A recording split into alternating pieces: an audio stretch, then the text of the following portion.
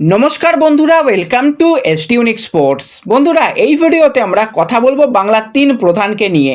ইস্টবেঙ্গল জামশেদপুরের কাছে হেরে গেছে, সেই ম্যাচের পর কিন্তু বেশ কিছু জিনিস তো সামনে উঠে আসছে, সেগুলোকে নিয়ে আলোচনা করার সাথে সাথে আজকের কলকাতা ডার্বি ম্যাচ নিয়েও কথা বলবো আমরা এই ভিডিওতে। তাই ভিডিওটা শুরু থেকে শেষ পর্যন্ত দেখো। ভিডিও ভালো লাগলে লাইক শেয়ার করে দিও, চ্যানেলে প্রথমবারের জন্য এলে চ্যানেল সাবস্ক্রাইব করে নিও। তো প্রথমেই যদি আজকে আমরা কথা বলি ডার্বি ম্যাচ নিয়ে, ভাই আজকে আলাদাই ডার্বি ম্যাচ হলো।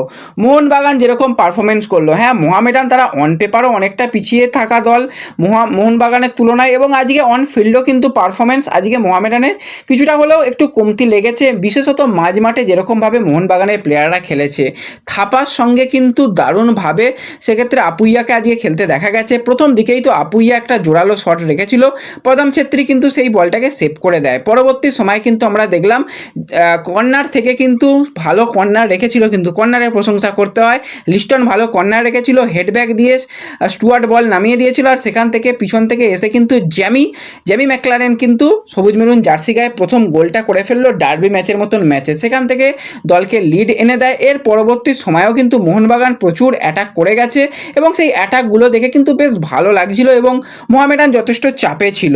এবং দ্বিতীয় গোলটা আসে সুভাশিস বোসের কাছ থেকে। তো সেট পিস থেকে কিন্তু গ্রেগ স্টুয়ার্ট ভালো বল রেখেছিল, সেখান থেকে সুভাশিস বোস কিন্তু ভালো ফিনিশিং করে, এবং 36 মিনিটের মাথায় গ্রেগ স্টুয়ার্ট সে কিন্তু একক দক্ষতায় ভালো কিন্তু গোল করে দিয়ে চলে যায়।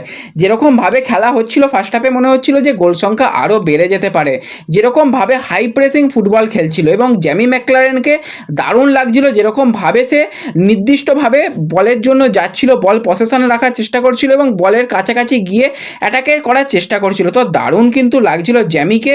এবং ফার্স্ট হাফে মোহামেডান শেষের দিকে এসে কিছুটা খেলায় ফেরে, কিন্তু ওই একটাই সমস্যা, কোনো রকম গোলমুখী শট রাখতে পারে না। ওইখানটাই মূলত সমস্যা। আজকে ফ্র্যাঙ্কাকে দেখে বেশ কিছুটা অফ কালার লাগছিল, এবং সেই একই সমস্যায় কিন্তু যে গোল করার লোকের অভাব খুবই লাগছিল। মাঝমাঠটাও কিন্তু খুব একটা ভাবে সচল করতে পারছিল না, সেক্ষেত্রে একটু সমস্যা হচ্ছিল প্রত্যেকটা প্লেয়ারই। এবং যেভাবে ভালো ফুটবল খেলছিল স্টুয়ার্ট, তাদের কাছে কোনো প্রশ্নের উত্তর ছিল না। সেকেন্ড হাফে কিছু পরিবর্তন প্রথম থেকেই করতে শুরু করে মোহামেডান, এবং খেলায় ফিরতে থাকার চেষ্টা করে, কিন্তু ওই সমস্যা যেটা ফিনিশিং, মোহামেডানের সমস্যা এখন ফিনিশিং। এখনও পর্যন্ত মোহামেডানের সেই গোল করার লোকের অভাব লক্ষ্য করা যাচ্ছে। প্রচুর চেষ্টা করেছে, 80 মিনিট পর্যন্ত অনেকগুলো চেষ্টা করেছে, এবং কিছুটা হলেও খেলায় ফিরে এসেছিল 80 মিনিটের পরে। অবশ্যই বলতে হয় কয়েকটা পরিবর্তন করেছিল, সেক্ষেত্রে কিছুটা হলেও বল পসেশন রেখেছিল মোহামেডান, কিন্তু ওই শট অন টার্গেট নেই। শট অন টার্গেট না থাকলে ভাই গোল কী করে হবে? গোল তো হবে না, সেখানেই মূলত সমস্যা। যাই হোক, আজকে কিন্তু আশিক কুরুনিয়ানকেও পরবর্তী সময় সাবস্টিটিউট হিসাবে দেখতে পাই, মানজকিকেও পরবর্তী সময় নামানো হয়, কিন্তু মানজকি নেমেও সেখানে কিছু করতে পারেনি। তো ওভারঅল কিন্তু আজকে ডার্বি ম্যাচ জিতে গেল সবুজ মেরুন 3-0 গোলে। আর এরপরে ইস্টবেঙ্গল নিয়ে আলোচনা করার আগে মহেশকে নিয়ে বলতেই হয়, ভাই মহেশকে এতদিন ধরে অন্য পজিশানে খেলিয়ে মহেশের খেলাটাকে ঘেঁটে দেওয়ার চেষ্টা হয়েছিল, ঘেঁটেও গিয়েছিল। যাই হোক, লাস্ট দুটো ম্যাচে কিন্তু মহেশের পজিশানে এসে যথেষ্ট ভালো পারফরমেন্স করলেও কেন তাকে সেকেন্ড হাফের প্রথমেই তুলে নেওয়া হচ্ছে জানি না। মাঠে নন্দ থাকছে তবু মহেশকে তুলে নেওয়া হচ্ছে, এর কারণ সত্যি ভাই জানা নেই কি চলছে মহেশের উপর। মহেশ যতটা চেষ্টা করছে কিন্তু তাকে সেইভাবে মাঠে রাখা হচ্ছে না, এটা কিন্তু খারাপ হচ্ছে, এটুকু বলতেই হয়। এরপর যদি আমরা একটুখানি ইস্টবেঙ্গলকে নিয়ে কথা বলি, তো সত্যি কথা বলার মতন আর কিছু জায়গা থাকে না ইস্টবেঙ্গলের এই রকম পারফরমেন্সের পর।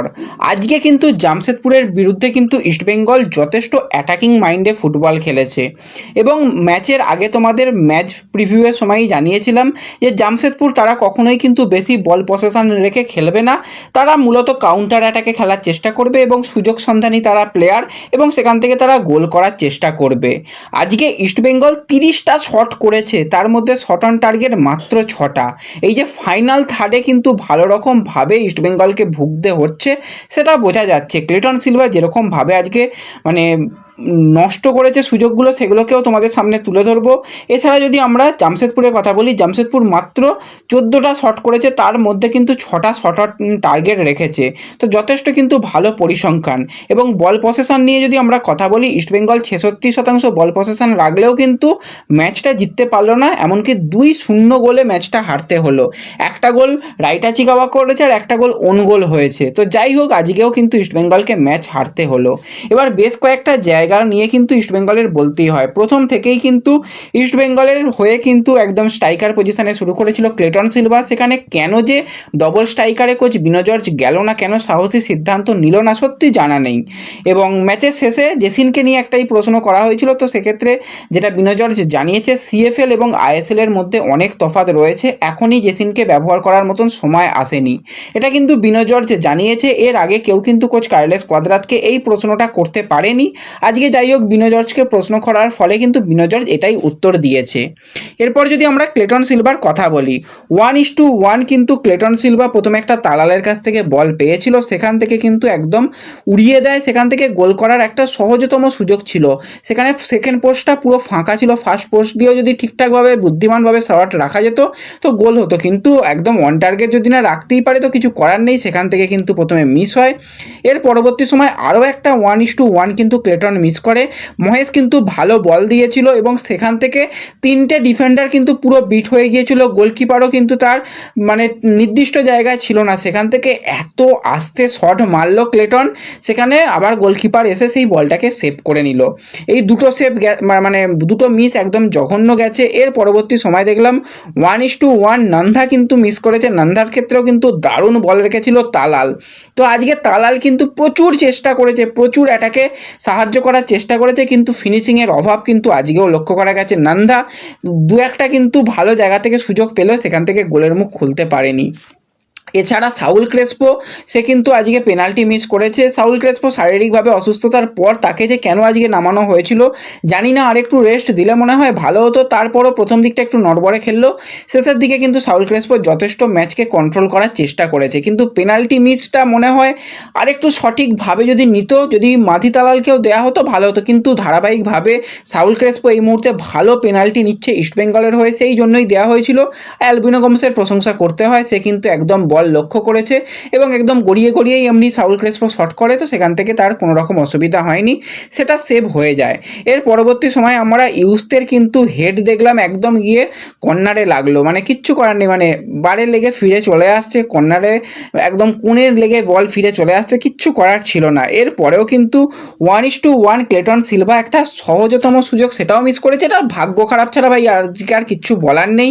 ওখান থেকে বল গিয়ে কিন্তু বারে লেগে বল ফিরে চলে এলো এবং বার পোস্ট সমস্ত কিছুই মনে হচ্ছে আজকে খালেদ জামিল পুজো করে এসেছিল। এবং আমরা খালেদ জামিল মানেই আমরা জানি যে একটা কালা জাদু থাকে, সেটা কিন্তু আজকে ভাই গোলের তলায় মনে হয় ছিল। আর আজকে অ্যালবিনো গোমেস নিঃসন্দেহে ভালো পারফরমেন্স করেছে, তার সাথে সাথে যেরকমভাবে বল বারে লেগেছে, পোস্টে লেগেছে, কিছু বলার নেই। সমস্ত কিছু মিলিয়ে মিশিয়ে কিন্তু আজকে অ্যাটাকিং ফুটবল খেলেও কিন্তু ইস্টবেঙ্গল কোনো পয়েন্ট পেল না এবং পরপর 4টে ম্যাচে হেরে পয়েন্ট টেবিলের সবথেকে নিচের জায়গায় রয়েছে এই মুহূর্তে ইস্টবেঙ্গল। এত হাই বাজেটের দল গড়ে এরকম পারফরমেন্স। এর পরের ম্যাচটাই কিন্তু 19 তারিখে রয়েছে, মাঝখানে কটা দিন তো জাতীয় দলের ম্যাচ থাকার জন্য বন্ধ থাকবে। 19 তারিখে ইস্টবেঙ্গল ডার্বি ম্যাচ খেলতে নামবে, তার আগে খাতায় কিন্তু 0 পয়েন্ট। তারপর আবার রয়েছে চ্যালেঞ্জ লিগের ম্যাচ, মানে কী যে হবে দলটাকে নিয়ে জানা নেই, ফিটনেসের যা অবস্থা কিচ্ছু বলার নেই। তো ব্যাস, এই ভিডিওতে এটুকুই আপডেট শেয়ার করার ছিল। ভিডিও ভালো লাগলে একটু লাইক শেয়ার করে দিও। দেখা হবে পরবর্তী ভিডিওতে। ধন্যবাদ।